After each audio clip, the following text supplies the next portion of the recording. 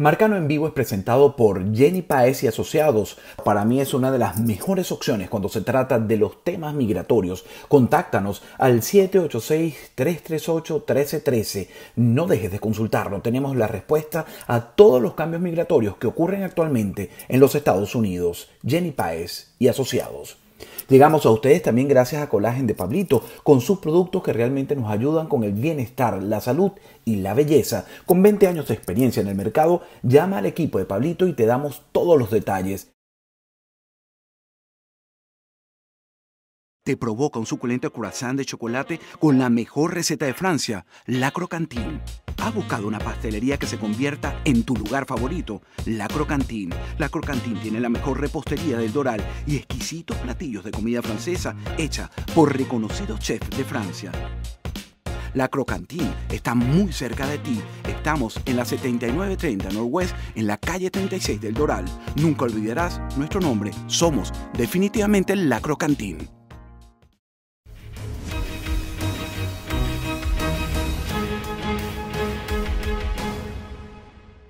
Bien, seguimos, segunda parte. Estos cuentos están fabulosos. Yo creo que daría para... Está más lúcida de lo que estoy yo post-COVID. Es decir, mi memoria no va para nada.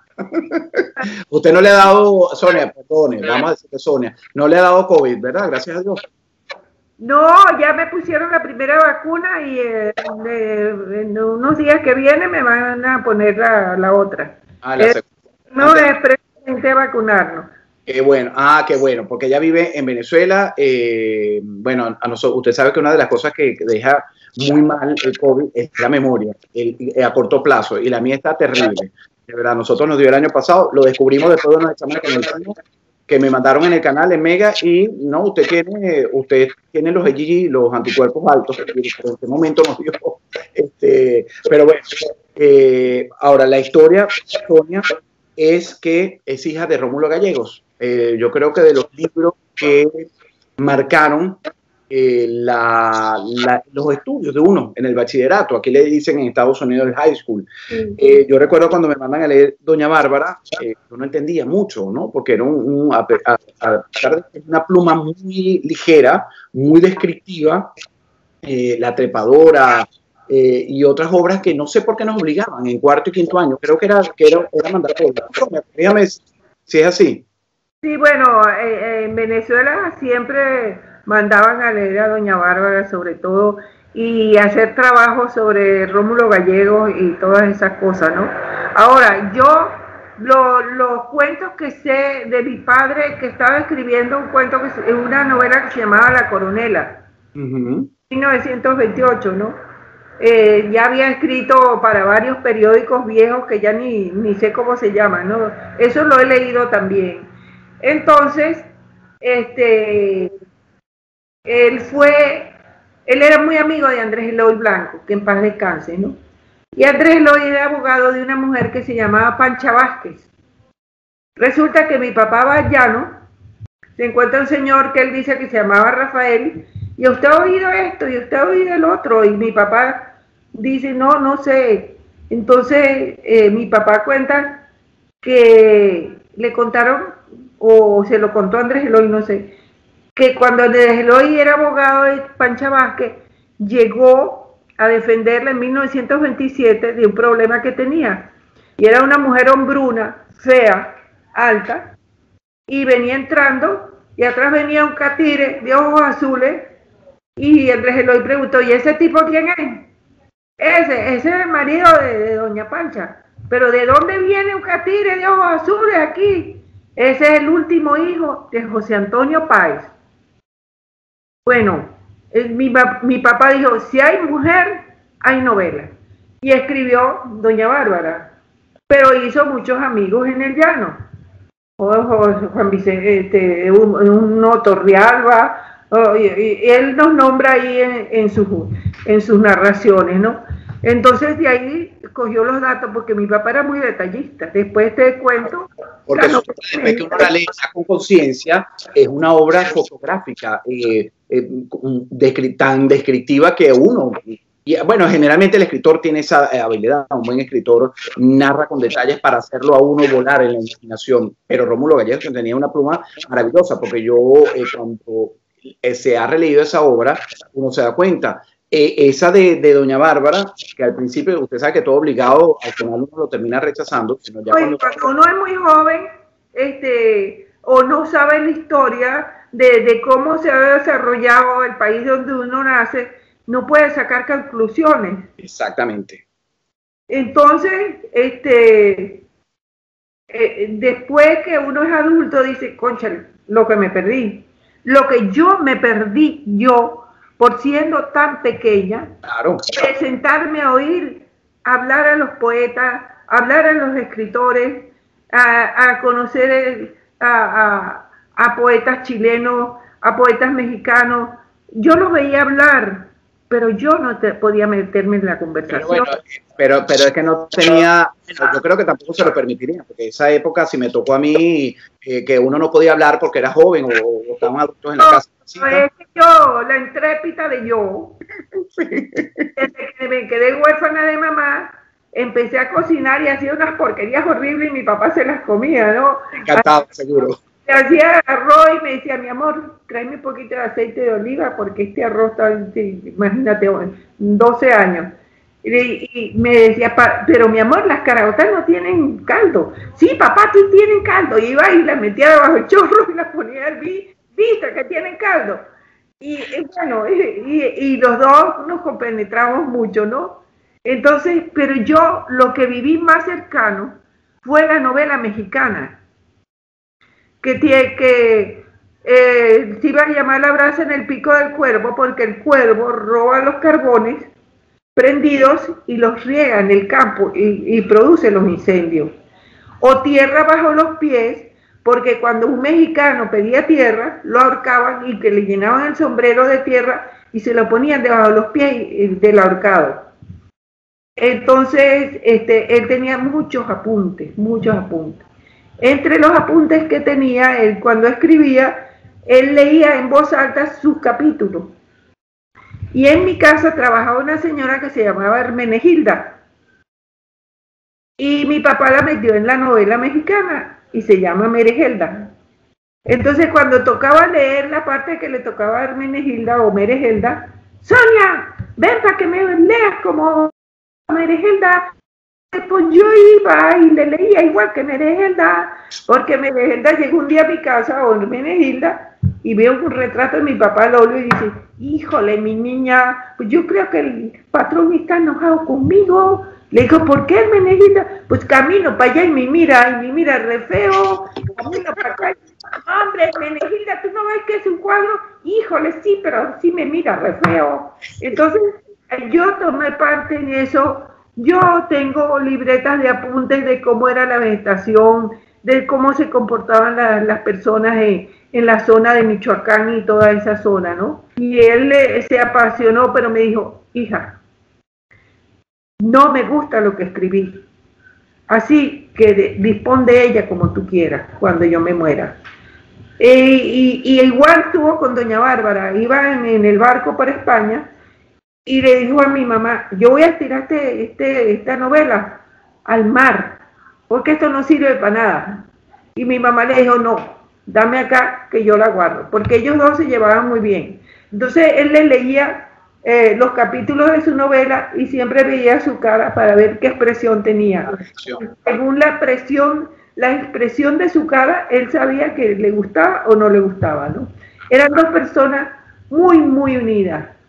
Entonces, bueno, después que murió ella, nosotros nos unimos y mi papá inventó un viaje a Europa y fuimos a Europa y mi papá se quedó en París en la casa de Juan Liscano. Mira, mis cuentos son unos así, buscados. No, pero estoy callado porque eso es historia viva, es decir, esto no se puede hacer todos los días, así que yo calladito, que generalmente interrumpo a todo el mundo, hoy no puedo hacerlo. Estábamos en París. Y mi papá dice, yo a España no la piso mientras esté Franco. Así que llévense a su hermano y a la esposa, llévense a Sonia para que conozca España. Íbamos por una calle de Alicante, varios exilados con nosotros, y de repente un niño que vendía periódico dijo, ha muerto el poeta del canto de España. Fue el viaje más triste que hicimos, porque Andrés Eloy Blanco, el rey de España, le dio un premio por su poema El Canto a España, ¿no? Entonces el viaje fue muy triste y me contaba Juan Liscano que mi padre se encerró en su cuarto y de ahí no salía de la depresión que tenía. Entonces son las vivencias que he tenido al lado, que tuve al lado del... Rómulo Gallego en esa época cuando muere su amigo y que lo sume en esa depresión. Mi papá tenía 70 y pico de años. Claro, porque esa es la edad que uno empieza a ver a irse a los amigos y sabe que en algún momento le va a tocar a uno. Y que fue un borracho que le chocó el carro donde iba. Entonces, Andrés Eloy salió volando por el aire y en la madrugada de ese mismo día se murió, que estaban en la casa de Luis Beltrán Prieto haciéndole un homenaje a un personaje que estaba preso y se murió de cáncer cuando Pérez Jiménez, y a Leonardo Ruiz Pineda cuando lo mataron. Porque mis experiencias horribles en el exilio, primero que yo estoy muy desligada de mis primas, de mi familia. Cuando uno se va lejos, claro, se desliga de la familia, ¿no? Entonces son muy pocas las primas y entonces Andrés Eloy Blanco era como un hermano. Y mi papá quería mucho a los hijos de Andrés Eloy. Son dos muchachos excelentes, uno es médico y otro es abogado. Y era muy unido con Andrés Eloy y muy unido con Leonardo Ruiz Pineda, porque mi papá fue hasta el matrimonio de Leonardo, que fue en San Cristóbal, ¿no? Bueno, y muy unido, por ejemplo, con Isaac Pardo, que lo conoció, y con Rafael Vega. Rafael Vega le escribe una carta a mi papá desde Francia, donde le dice: quiero fundar una escuela en Venezuela, que en la mañana vayan los niños que pueden pagar y en la tarde los niños que no puedan pagar. Y fundó el Santiago de León de Caracas. Y todos los colegios hicieron eso, porque yo estuve en el Santo Tomás Villanueva, en la Mercedes, y se hacía eso. Nosotros íbamos en la mañana y en la tarde generalmente los colegios les brindaban oportunidad de estudio a la gente menos posibilidades económicas, ¿no? Tú sabes que mi papá era un maestro muy estricto y le tenían miedo, ¿no? Pero no era que los maltrataba, sino que los descubría. Entonces una vez entró a un salón y cuando entraba empezaron todos a mover los pies, a darle pupitres, y en ese momento iba a haber una protesta.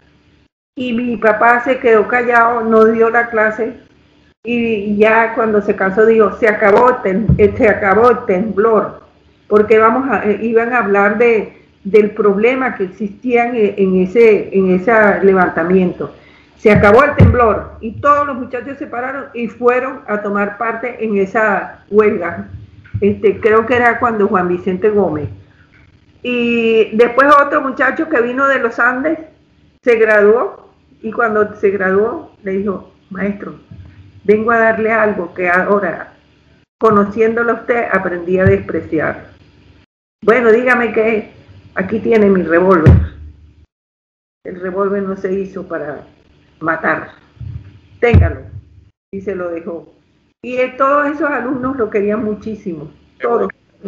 Y usted como profesor, Sonia quería a su padre o era muy estricto? Yo veo que había una afinidad, era la niña que se queda sin la mamá muy joven también.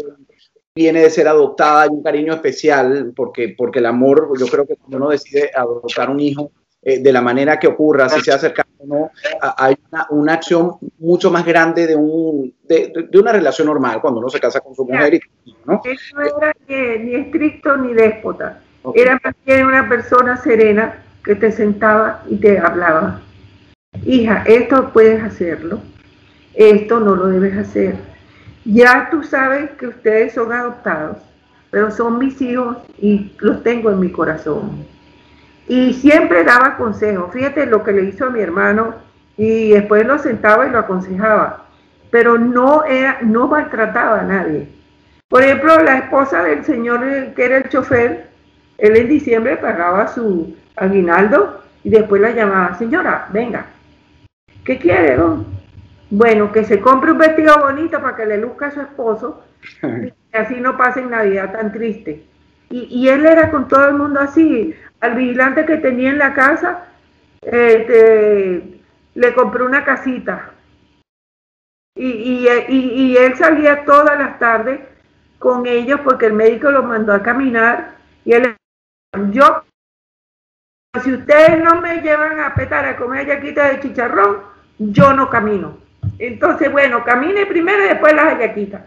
Pero él le decía, cuando llegue a la casa no le digan nada a Sonia porque me va a regañar, límpiame la corbata. Claro, porque yo lo vigilaba porque él tenía que hacer una dieta, porque tenía que cuidarlo por sus malestares, porque tú sabes que el médico del papá de él fue José Gregorio Hernández. Ah, no lo sabía, eso no lo sabía. Sí, y entonces en 1912 el papá se agravó mucho, que fue cuando él se casó con Teotiste, y fueron a buscar a José Gregorio Hernández, y José Gregorio Hernández le dijo, yo no puedo ir porque estoy en oración. Y a mí me quedó ese cuento, y ahora le rezo a José Gregorio y le digo, yo te perdono, pero haz un milagro, termina con esta peste, por favor. Y mi papá, mira, tenía amigos curas que lo querían mucho, ¿no? Porque decían que cuando el gobierno de López Contreras nombran ministro de Educación, pero la iglesia no lo quería porque a mi papá le decían que él era ateo. Mi papá no era ateo, lo que pasa es que no era fanático, llevaba en el corazón eso. No, y en la primera parte del programa no dejen de verlo como se encuentra en Europa y una página que usted conserva como una oración, él se encuentra y lo reconoce. Ateo no era, quizás tenía sus momentos de agnosticismo, ¿no? Pero fíjate que lo que Teotiste murió, él nos dijo, hacer la primera comunión. Ustedes no han hecho la primera comunión porque su madre los estaba preparando. Y fueron para en el cementerio. Así es. Sonia, oyéndote hablar de esa Venezuela tan bonita, tan pujante, ustedes con puntos diferentes y hasta exclusivos, porque venían de una parte política, venían de un estamento social donde había una vinculación no solo política, sino intelectual, pero usted sigue viviendo allá. Y es el miedo, me han repetido 2 o 3 oportunidades a la pandemia y lo que le puso Gregorio Hernández, que fue el médico del papá de su papá. ¿Cómo se vive después de haber vivido, vamos a decir de esta manera, de una manera opulenta, con chofer, con vigilante, con mujeres de servicio, siempre porque no había excesos, ¿no? Que es lo que se ve ahora en los enchufados. Pero ¿cómo vive Sonia actualmente en tantas carencias? No hay gasolina, no hay diésel, no hay comida, no hay esto, no hay aquello, no hay vacuna. ¿Cómo se vive en esa Venezuela? ¿Cómo vive Sonia? Yo lo único que le pido a Dios es que cambie un poco, porque Venezuela ha vivido, lo que pasa es que los venezolanos perdimos la costumbre de leer la historia del pasado de Venezuela, porque si empezamos por Bolívar, que también lo persiguieron, que también le hicieron el contra, y después vamos por los otros personajes que han ido construyendo Venezuela, hay muchos problemas. A Venezuela la salvó, si te lees Pobre Negro te das cuenta que Venezuela vivía del café, Venezuela vivía del cacao, hasta que explota el pozo petrolero. Ahora, si no hay gasolina, bueno, no sé porque tengo 1 año que no salgo de la casa de mi hija. Entonces ella hace cola para poner gasolina. Pero yo veo que toda Latinoamérica tiene un drama. Acabo de ver cómo eso es cierto. El metro de México cayó en un paso. ¿Por qué? Porque hay desorden económico, porque hay en México, por ejemplo, a todos los empleados por orden presidencial le bajaron los sueldos. Entonces tú ves, España también tiene problemas. Esta peste trajo todo tipo de problemas, porque en Venezuela había de todo y ahora no hay nada. El mundo entero tiene sus problemas y yo creo que por eso es que quería llegar a este punto, no solo en la vivencia, porque es que la política de esa época de 1930, 1940, a pesar de que veníamos ya entrando los 50 de la Segunda Guerra Mundial, que yo creo que eso le dio un giro completo al planeta Tierra, pero vemos que los países tienen sus dificultades, pero hay un hambre que usted, en el relato que usted me ha echado, por lo menos de Rómulo Gallego, presidente, repito, unos meses y una circunstancia que le toca en 1948, pero no había la avidez de ser un dictador, no había la avidez de quedarse para siempre, no había la avidez de es todo para mí, sino que supo con su familia darle lo que se merecía y tener una vejez digna, entre comillas, disfrutando lo que él sabía hacer, que era escribir, viajar, etc., ¿no? Pero eso ha cambiado como en el mundo. Entonces no sé si es un egoísmo de nosotros, los seres humanos, de los políticos, que ya no tienen la misma visión de que a todos nos vaya bien en conjunto. ¿Qué dice eso? Tú tienes que retroceder en el tiempo. Como Francisco de Miranda quiso pelear por la libertad de Venezuela, y como era hijo de un bodeguero, lo despreciaban. Exactamente. Y la emperatriz rusa, en cambio, lo recibió como un ser maravilloso, y ella, de su comida particular, le daba a comer a Francisco de Miranda. Francisco de Miranda está en el arco del triunfo, pero es que los fenómenos de la humanidad, empezando por Jesús, por la crueldad del ser humano, ¿por qué ponerlo en una cruz y clavarlo como si fuera un perro de cartón, pues? Porque los perros no tienen la culpa. Tampoco merecen ese maltrato, exactamente, la entendí perfecto. El mundo, porque ya no me siento en Venezuela, yo veo los ojos, con mis ojos, el mundo entero. De repente veo a un señor Trompa, o a un señor X, o a uno que trabajó en Venezuela, en España, ahora quiere ser alcalde de Madrid, renuncia a su trabajo. O sea que con el cambio de los siglos, viene un siglo, sale un siglo, viene otro siglo, y hay cambios en el modo de ser del ser humano, en el modo de vivir, en el libertinaje que se vive. ¿Quién iba a decir hace miles de años que la gente se iba a drogar? ¿Quién iba a decir que sí? Pero si nos vamos a los romanos antiguos, esas fiestas, esas orgías, es verdad, si uno revisa la historia, se dan... Retroceder en el tiempo para darse cuenta que no somos los únicos, que la humanidad toda tiene un problema, un drama. Bueno, y si nos vamos a Adán y Eva, que fue el origen de toda esta desgracia, pues ellos también cometieron el pecado. Es decir, uno se dejó tentar por la otra, y al final, bueno, el castigo es lo que creo que estamos viviendo. Pero habrá salida, porque usted sabe que me llama la atención. Bueno, respóndame y después le digo que me llama la atención. Si hubo salida de la peste española, de la peste bubónica, inventaron vacunas contra la viruela. Nuestro médico, que fue el último alumno de mi papá, Jacinto Convit, inventó la vacuna contra la lepra. Se inventaron el internet, el cable, inventaron el plástico, que es una maldición gitana, porque las ballenas se mueren atoradas de plástico. No van a inventar una vacuna que haga efecto.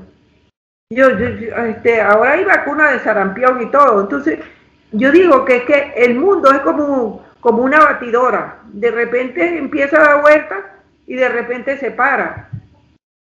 Y yo esto te lo quiero decir, pero no publicar. Entonces no me lo diga porque estamos grabando. ¿Oye? Me dice que grabemos. Porque porque te vas a reír. Ah, ok. Sí, te vas a reír, pero no te lo voy a decir. Ok. Mire. Mira los climas.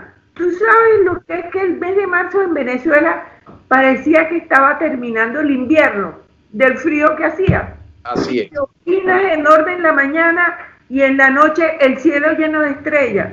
Entonces, o estamos acabando con el mundo, o es que el mundo va a cambiar. Yo no le encuentro explicación porque no soy científico y no soy la Madre Teresa de Calcuta ni nada de esas cosas, ¿no? No sé, esa palabra siempre me enreda decirla.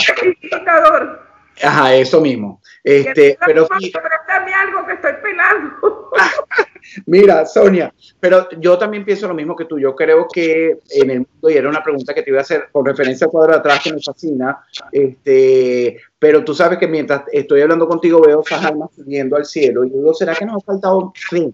Si fe realmente, tú nombrabas a Jesucristo, de verdad que fue una época durísima y nosotros los católicos practicantes cuando acabamos de terminar la cuaresma, recordamos el Vía Crucis, te das cuenta que fuimos como seres humanos crueles. Entonces yo a veces digo, cuando estoy en misa, estamos hablando de las semanas pasadas que terminó la Semana Mayor, yo digo, si yo hubiera estado ahí, le digo a Jesús, yo no hubiera sido así de malo contigo. Entonces a veces me digo, ¿sería que yo me hubiera contaminado de esa gente mala y le hubiera hecho mal? Entonces digo, pero ¿qué nos faltó? ¿Qué nos falta para ser como buenos? No sé. Eso nos lo preguntamos todos, porque yo de noche cuando rezo digo, perdóname Señor si hoy te falté, perdóname Señor por esto, por el otro, Señor ayúdame, pero es que no somos una sola persona, es un mundo lleno de habitantes, un mundo lleno de religiones diferentes y todo eso convulsiona el mundo de las creencias. Y entonces yo me preguntaba el otro día, ¿por qué un cura no se puede casar? ¿Por qué una monja tampoco? Entonces tú viste, en la clínica Racetti había monjas que salían embarazadas, en la clínica Ávila también, ahora las desecharon, y a lo mejor serían unas madres maravillosas. Así es. En la religión católica hay padres, pero no le dicen cura, que están casados. Entonces, yo no los critico, yo no lo estoy criticando, ¿no? Pero un sacerdote tiene derecho a hacer familia para que entonces, cuando yo me confiese y me queje, él diga, mira, yo en mi familia hago esto y el otro, ¿no? Pero ese es yo, entre pintura mía. Claro, como hacía con Sonia y su... siéntate, hija, esto es lo que se hace, esto no debes hacer esto, o no hagas aquello, a ver si te va mejor. Pero de verdad que si no tienes esa experiencia, es verdad, es un mundo condenable.